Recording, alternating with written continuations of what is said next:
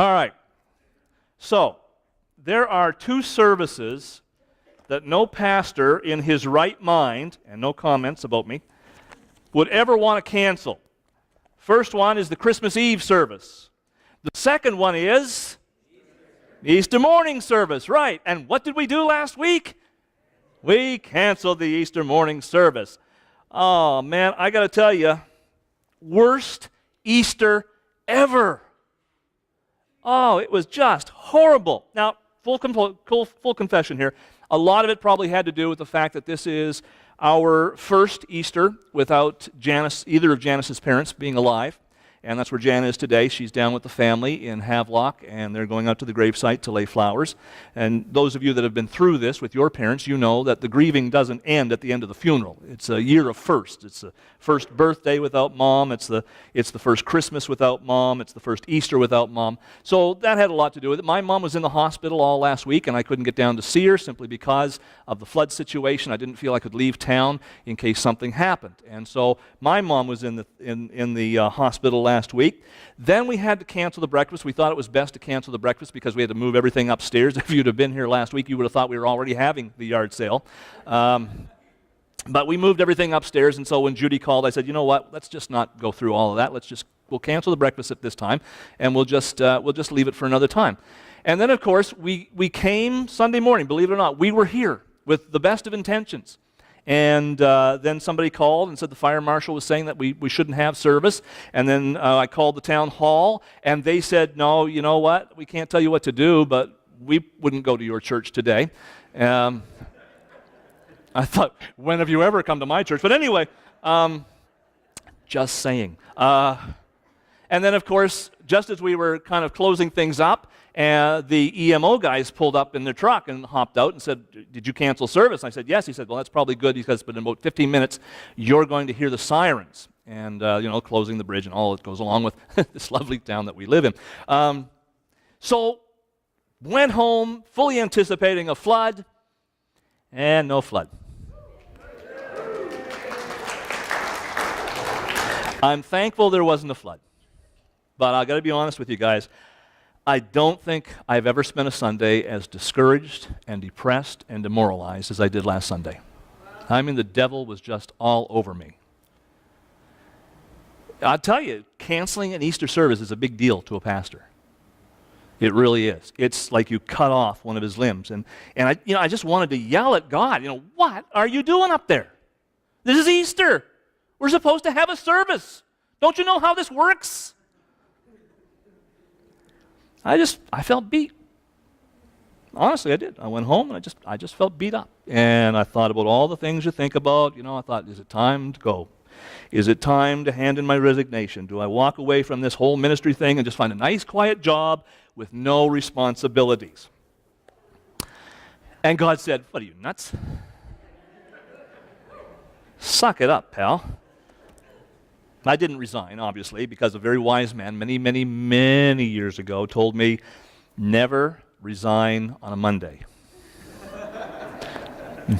Trust me, never resign on a Monday. But that doesn't change the fact, does it? Sometimes life just sucks. It really does. Sometimes life just comes down on you like a ton of bricks, and while everybody around you is stoked and primed and excited, you're just tired of trying. And that happens sometimes. And it feels sometimes like you get into those times when life just crucifies you. And it's not just pastors, you know that. I'm not talking just about pastors today. I'm talking about the crucifying times of life. And you may have been through this, a bad breakup or a divorce or a death of a loved one or financial debt coming due or a family member who maybe got themselves into a little trouble or a car accident or a loved one in the hospital. Any one of these is bad enough. But here's the problem. Sometimes in life, you get 2 or 3 of these at a time, don't you? And it just feels like life is crucifying you. It's like the last hours of Jesus' life here on earth. I mean, we go through it with the anxiety, and you remember the anxiety he felt in the garden? I mean, Jesus didn't just march up to the cross and said, put me on, boys. He knew it was going to be tough. And the Bible tells us in the garden, he prayed, as it were, great drops of blood. That's anxiety. He also knew what it meant to feel loneliness. You remember the apostles? He took them into the garden. He said, guys, can you pray for me? Please pray for me. And he went off and he prayed for a while and he came back and all the guys were asleep. He was facing it alone. And sometimes we feel like that, don't we? It doesn't matter if you're married. It doesn't matter if you got 15 dozen kids, in-laws, outlaws, whatever you got. You just feel like you're facing those crucifying times alone. And then there was the betrayal of Judas, and some of you have gone through that, and the helplessness he felt before Pilate. Now, obviously, he's not helpless. He's the Son of God, but he had to let the steamroller of what we call Roman and Jewish justice kind of roll over him so that he could accomplish his mission. And, of course, there was the pain of the cross. And when you go through the crucifying times, it's not simple. There's no magic words to make you feel better. There really isn't. It's one of the biggest things I've ever struggled with as a pastor. When the flock comes to you and they say, Pastor, I'm going through one of those crucifying times. And I know in my heart I just want to say something that will make them feel better and, that they'll leave and they won't be bothered anymore, but you just haven't got that. You just got to go through it with them. But sometimes we ask ourselves, I've been knocked down, I don't know if I can get up again. I really don't. And that's why Easter is so important. Because if there's one thing that Easter should remind you, if you're here today and you're going through one of the crucifying times and you feel like you've been knocked down, you can get up again. You've got to want it, but you can get up again. It's interesting to me that more and more people think that Christianity and Easter are irrelevant to the culture. A couple of Rasmussen polls taken a couple of weeks ago, 54% plan to go to church this Easter. 54%. In what some people have called a Christian country. That's not a lot of people. 54% say they intend to go. I'd like to know what the numbers were for those that actually went. But more than that, only 69% believe that Jesus Christ rose from the dead in this country, in North America. 69%. Now, I believe there's a direct correlation between rising societal anxiety rates and culture that rejects the resurrection. I think that the more we reject the resurrection, the more our anxiety rates go up. An interesting study last week that 1 in 13 children are on behavioral meds. What that simply means is that people are sedating their children. Now, I'm not taking a swipe at those of you that have children with honest-to-goodness needs that need to be on meds, okay? But can we agree that 1 in 13 is probably some people are over-prescribing behavioral meds?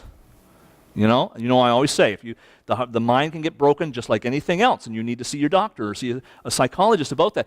But here's the thing. Why are children so wired today? It wasn't like that in the 70s. It wasn't like that, I don't even think, in the 80s. But it just seems that what's happening is our children are just feeling this despair. And they need to be medicated for it. I think one of the things is that children are an emotional barometer of societal anxiety. We adults, we just kind of harden our hearts and we put our heads down and we go to work every morning. It doesn't matter what the anxiety is. Got to make a living. Got to do this. Got to do that. But the thing is, when we're going to make a living and when we're going to do this and we're going to do that, the anxiety is still there. And I think children who are so young and so raw pick up on that. Kevin and I were talking this morning at breakfast, and one of the things that we're both agreed on is we looked at the world situation, and something bad is coming. I don't know what it is, but something bad is coming. And we better be ready for it. And I think that's what children are picking up on. I think that they're picking up on the anxiety that's subconsciously being promoted in society, and that's why that they're needing to be medicated, because they're just resonating with it. And the problem in our society is that maybe Nietzsche was right. You know who Nietzsche was, the philosopher? And he said, God is dead. Now you should know that Nietzsche, or Nietzsche, however you pronounce that, said that not because he actually believed God was dead. He said that because he said the people who profess to worship him live like he's dead. And in that capacity, I don't think he's wrong. Easter is important because sometimes life can put you in the grave, but like Jesus, you don't have to stay there. God is not dead. We sang about it. We talked about it today. God is alive. Jesus is alive. Easter is important to us. And some of you are here today and you just feel you're in the crucifying time.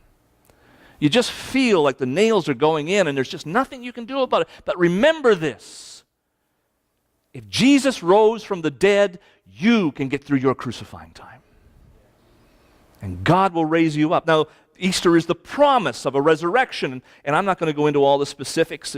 You know that as Christians, we are promised life after life, aren't we? The Bible says that after we die, if we've been faithful to God, we will rise, we will go to heaven, we'll be given new bodies, we will be with God in the new heaven, the new earth. There is a promise for us of resurrection. In death, we will have victory. The only thing that they put in the grave when Christians die is just an old body. And it decomposes, and it goes back to the dust. There's not a thing of us in a corpse. When the soul leaves the body, that's us. And we will be resurrected. We will have new bodies. And if we can have victory over death, I want you to know today, you can have victory over life. Some of you are sitting here and you're already feeling like you're dead. You're not. Because Jesus showed us we can have victory over death, then He's powerful enough to give us victory in our lives through the crucifying times. You know how Jesus got through the crucifixion? He held on to the promise of the resurrection. Now, look what it says in Luke 18, verse 31.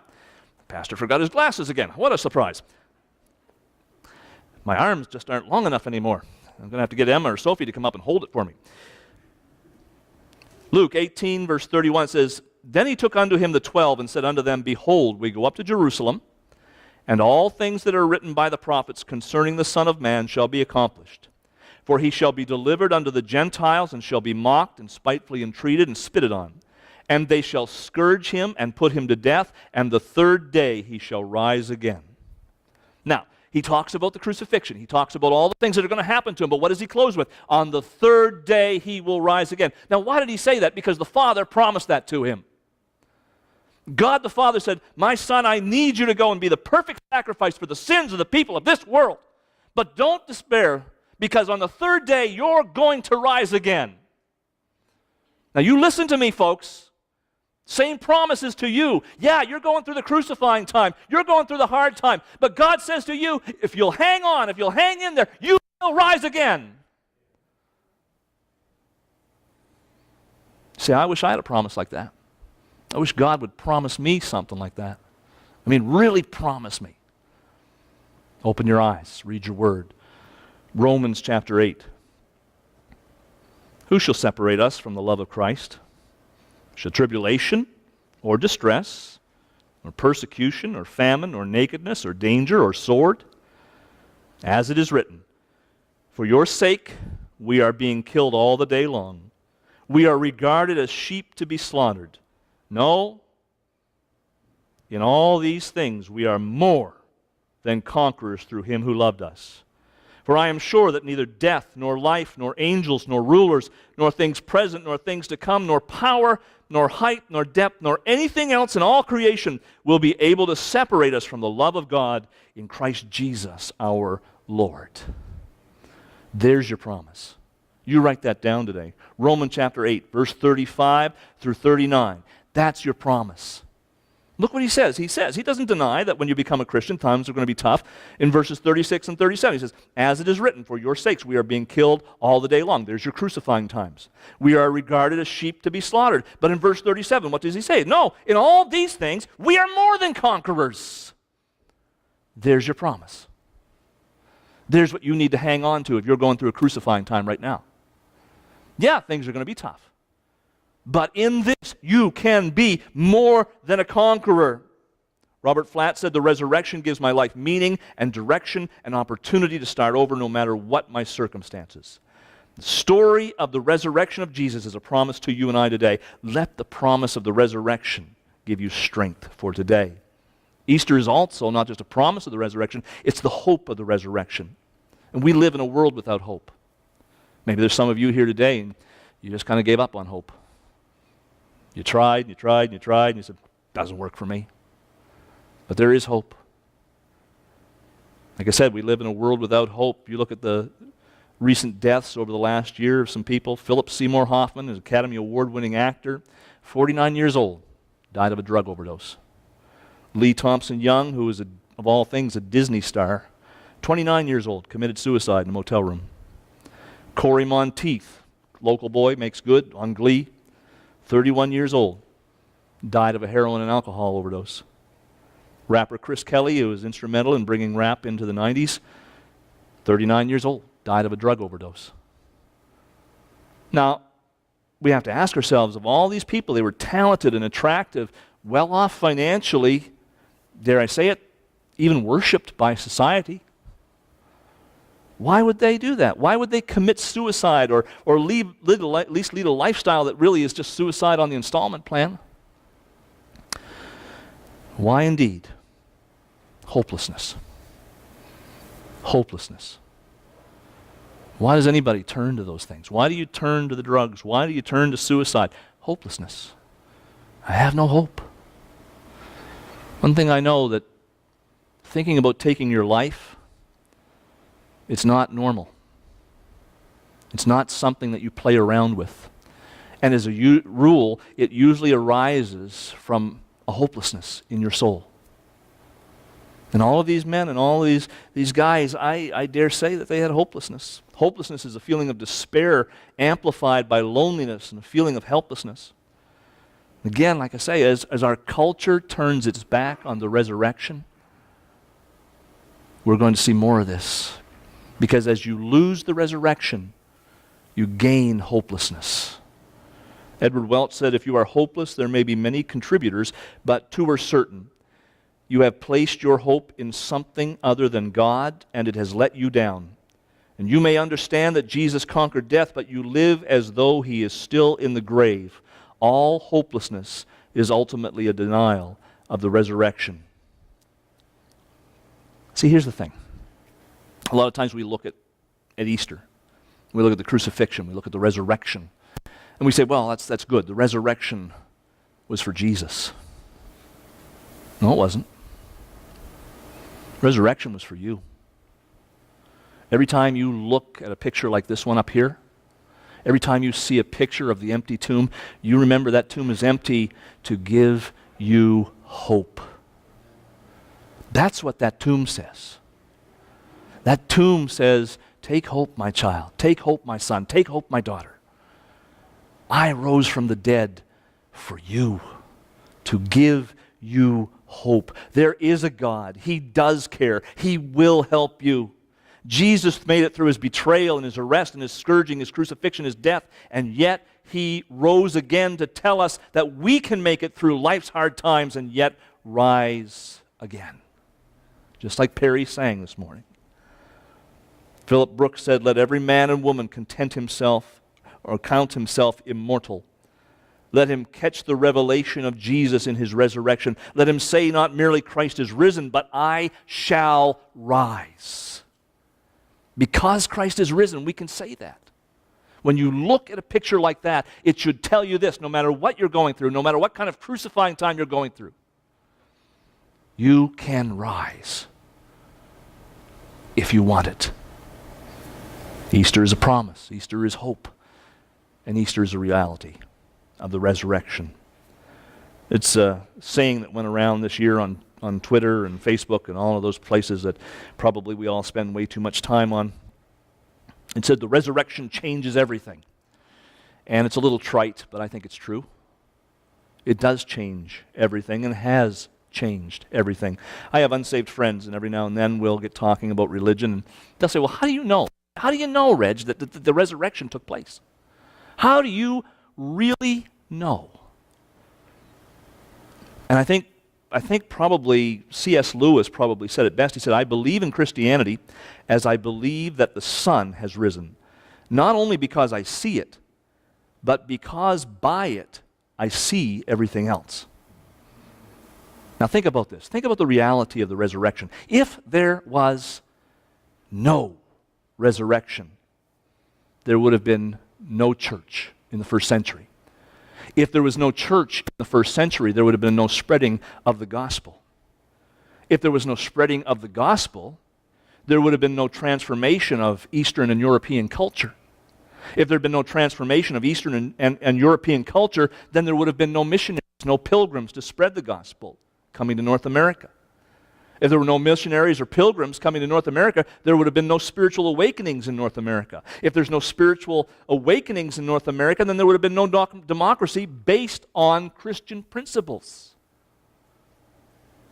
And if there had been no democracy based on Christian principles, there would be no hospitals, no universities, no orphanages, no freedom.